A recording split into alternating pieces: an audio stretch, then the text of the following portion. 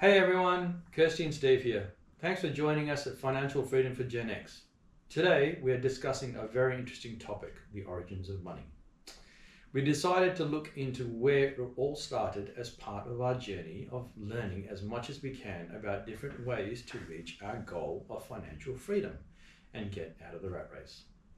Have you ever wondered how we went from the bartering system to using cash and eventually to digital currencies? Well, let's break it down. Let's start with the barter system. Back in ancient times, people didn't use money as we know it. They used the barter system to trade goods and services. Imagine you had extra grain and your neighbour had some extra meat. You would simply swap your grain for their meat. It was pretty simple and straightforward, but also it's a bit tricky. What if your neighbour didn't need grain? Or what if the value of what you had didn't match what you wanted? That's where the concept of money started to take shape. People realised they needed something more standardised, a way in which to make trading fairer and easier. Right, okay. And then we get to commodity money. Early civilizations began using items such as, that had intrinsic value, things like cattle, grain, and even shells. One of the earliest forms was the cowrie shell, which was used in parts of Africa, Asia, and the Indian Ocean. But let's be real, carrying around shells or livestock wasn't always practical. Absolutely. Carrying a bunch of shells to the market would be like lugging around a sack of coins today. So then, around 600 BCE, metal money came into play.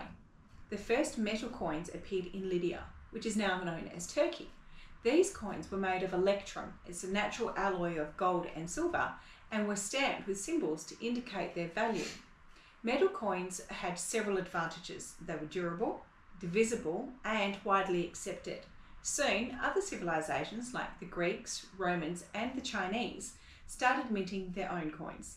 And then we fast forward to the Tang dynasty in China around the 7th century, and we see the introduction of paper money. Merchants started using receipts from deposit shops as a form of currency. These receipts were more convenient to carry around than heavy coins. By the 11th century, the Chinese government began issuing official paper money, and the idea eventually spread throughout the Middle East and Europe.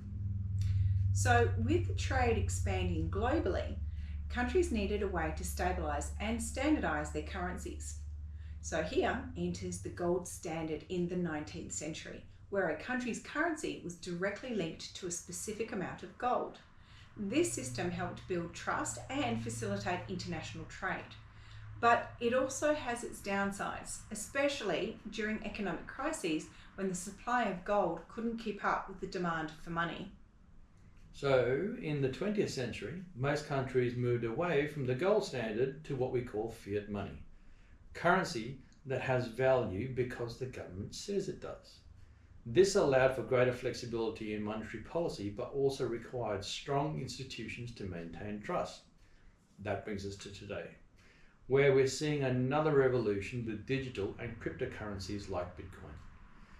These decentralization forms of money use blockchain technology to operate without a central authority, offering a new level of transparency and security. We will be doing a blog on Bitcoin soon, so keep your eye out for that. So there you have it. It's amazing to see how far we've come from bartering to Bitcoin.